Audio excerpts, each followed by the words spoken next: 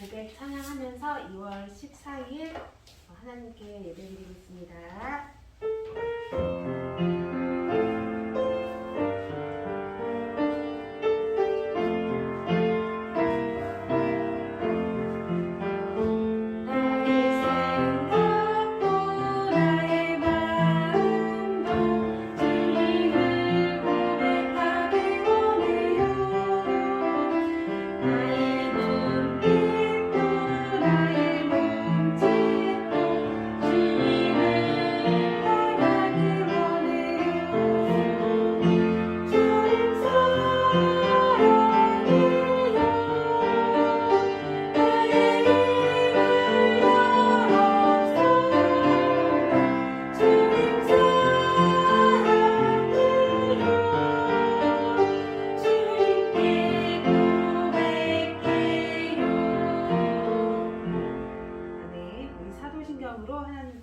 신앙을 고백하겠습니다.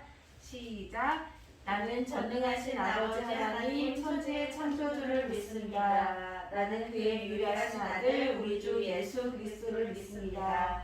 그는 성령으로 잉태되어 동정녀 마리아에게서 나시고 본디오 빌라도에게 고난을 받아 십자가에 못 박혀 죽으시고 장사된 지 사흘 만에 죽은 자 가운데서 다시 살아나셨으며 하늘에 오르시어 전능하신 아버지 하나님 우편에 앉아 계시다가 거기로부터 살아있는 자와 죽은 자를 심판하러 오십니다. 나는 성령을 믿으며 거룩한 공교회와 성도의 교제와 죄를 용서받는 것과 몸의 부활과 영생을 믿습니다. 아멘. 우리 찬양 보이지 않아도 잠시만요.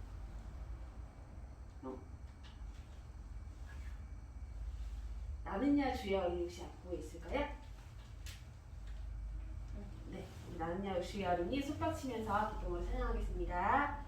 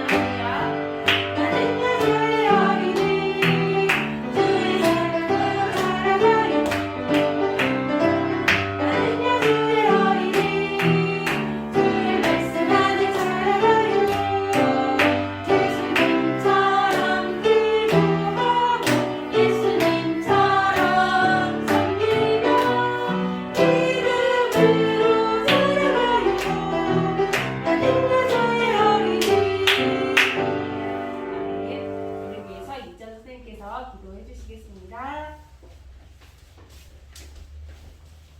기도하시겠습니다.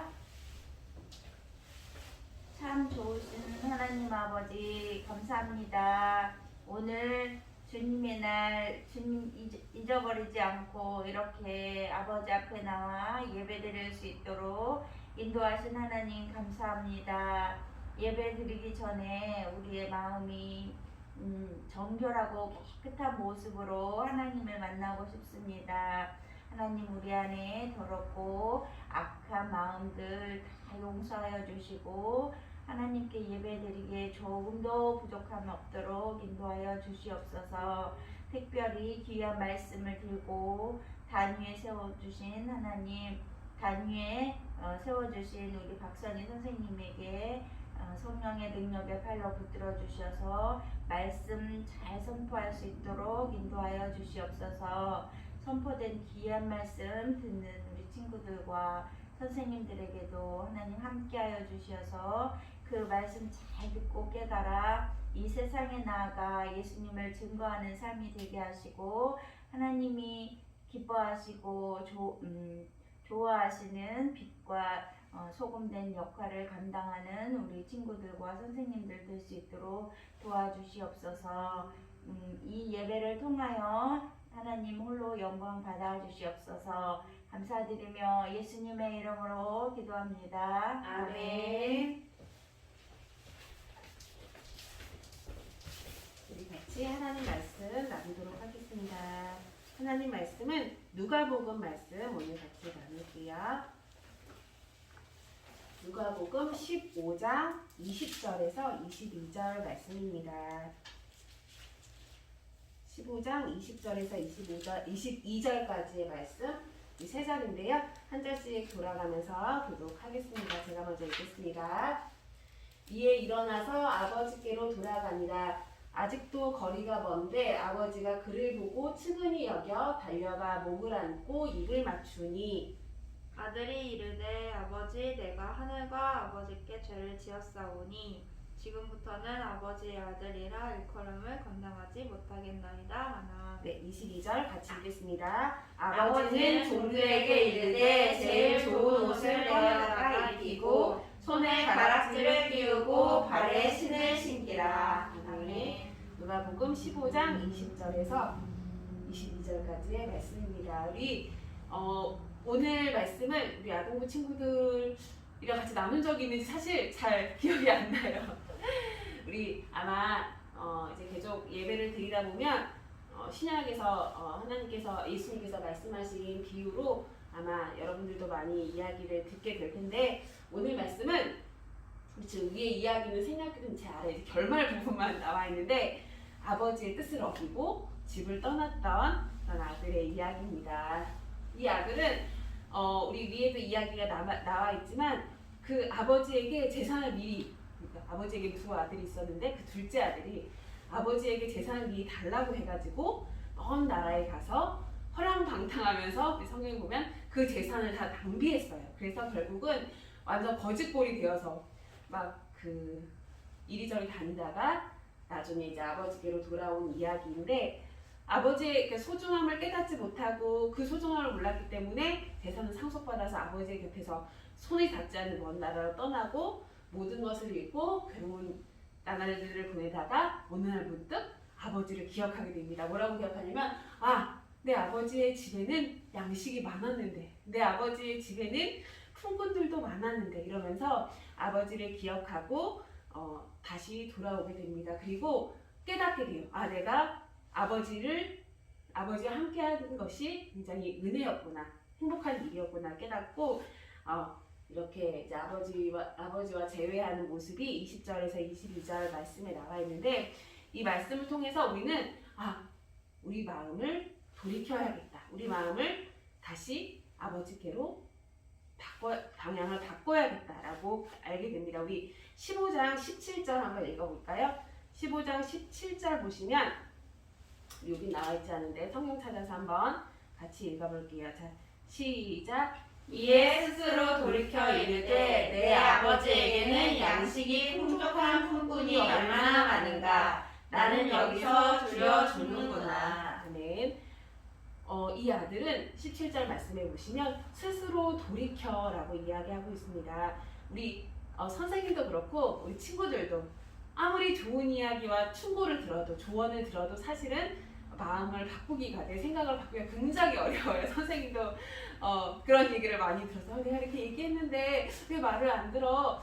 친구들에게도 이렇게 했으면 더 좋았을 걸, 좋지 않을까라는 말을 많이 들어도 선생님이 그렇게 고집이 센 편은 아니라고 생각하는데 이상하게 그렇게 어떤 마음을 바꾸기가 선생님을 포함해서 다른 사람들도 되게 어려운 것 같아요.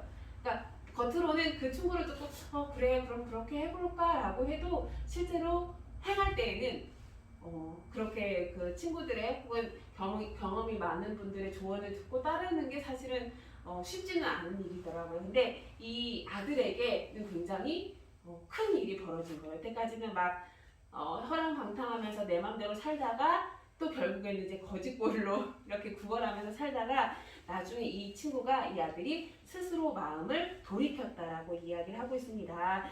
아무것도 이제 자기가 지금 갇힌 이 현실을 벗어날 수 없는 이 갑갑한 상황 가운데서 나는 이제 아버지께로 돌아가야겠다라고 이 아들은 스스로 마음을 바꾸게 됩니다.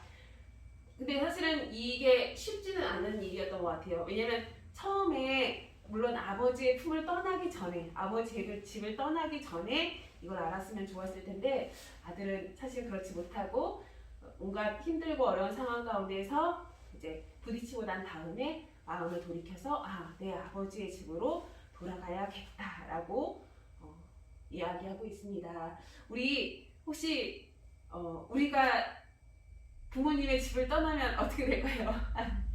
네, 아마 이제 결혼을 하면서 부모님 집을 떠나기도 하고 또 요즘에 이제 젊은 친구들은 이제 스스로 독립을 하기도 하고 그러는데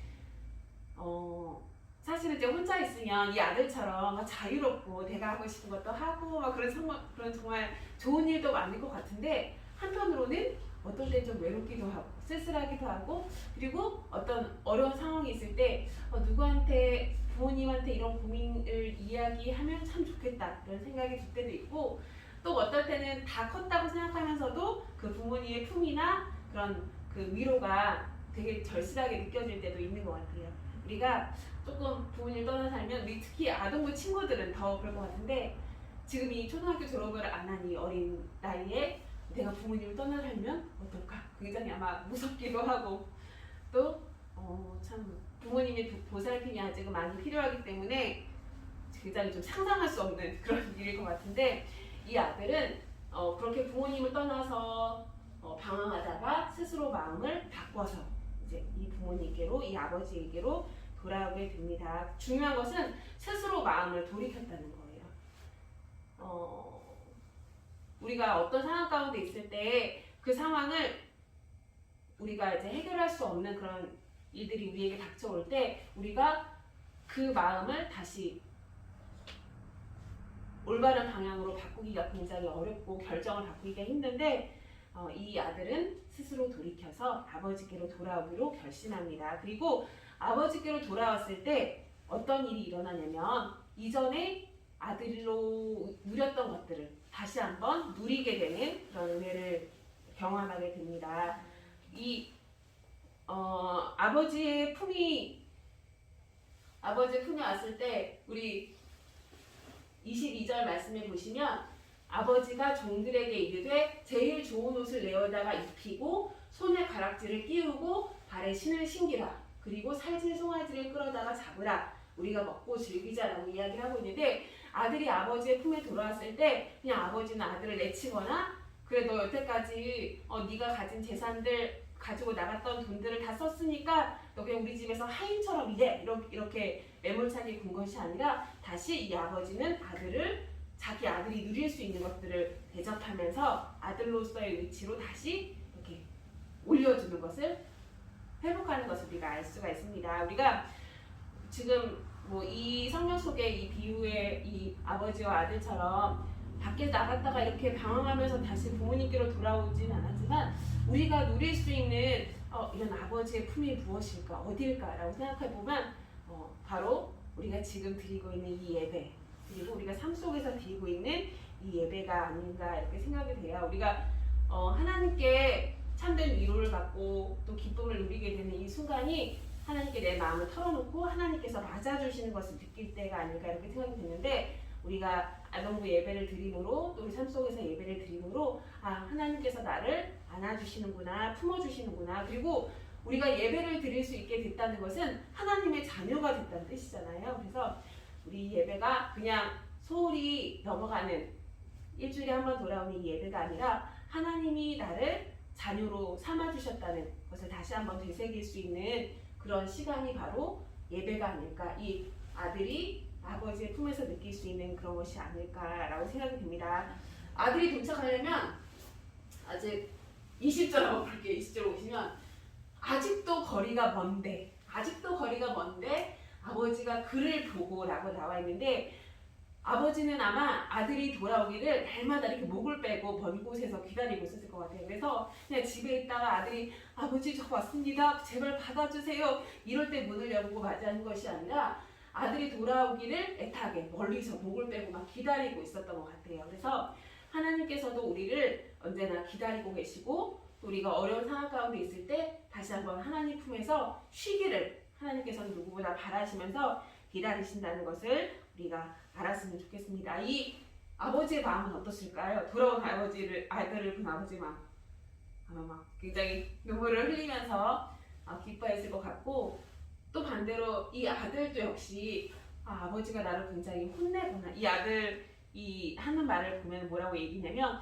나를 아버지의 하인으로 삼아주십시오. 그럴 각오까지 하고 왔는데 아버지가 자기를 너무 환대하며 맞아주니까 이 아들도 아마 굉장히 기뻐하며 눈물을 흘렸을 것 같아요. 그래서 우리가 내가 어려운 일들 가운데 있을 때, 또 힘든 상황 가운데 있을 때, 그리고 또 내가 하나님을 멀리 떠났을 때라도 하나님께서는 나를 기다리고 계시는구나. 그리고 그 기다리시는 하나님께 돌아가서 그 기쁨과 자녀된 기쁨을 누려야겠다라는 마음을 가지고 항상 생활하는 우리 아동부 친구들이 다 되었으면 좋겠습니다. 기도하고 마치겠습니다.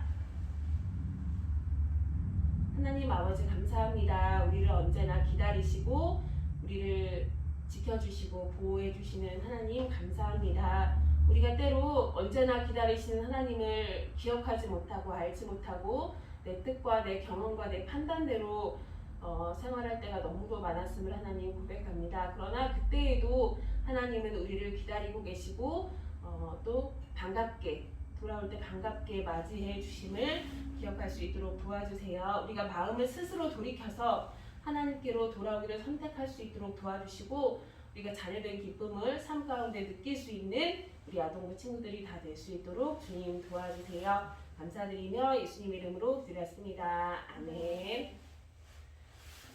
우리 사순절이 2월 17일부터 시작이더라고요. 굉장히 작년 부활절 때도 아마 기쁘게 같이 보내지 못했는데 벌써 또 1년이 지나서 사순절 기간이 시작됐습니다. 우리 하나님께서 우리를 위해 아들을 주시고 예수님을 보내주시고, 또 예수님께서 우리를 위해서 이 땅에 오신 그 사랑과 그 희생을 기억하면서 이 사순절 기간을 보냈으면 좋겠습니다. 우리 주기도문하고 예배를 마치겠습니다. 시작. 하늘에 계신 우리 아버지, 아버지의 이름을 거룩하게 하시며 아버지의 나라가 오게 하시며 아버지의 뜻이 하늘에서와 같이 땅에서도 이루어지게 하소서. 오늘 우리에게 일용할 양식을 주시고 우리가 우리에게 잘못한 사람을 용서하여 준 것 같이 우리 죄를 용서하여 주시고 우리를 시험에 빠지지 않게 하시고 악에서 구하소서.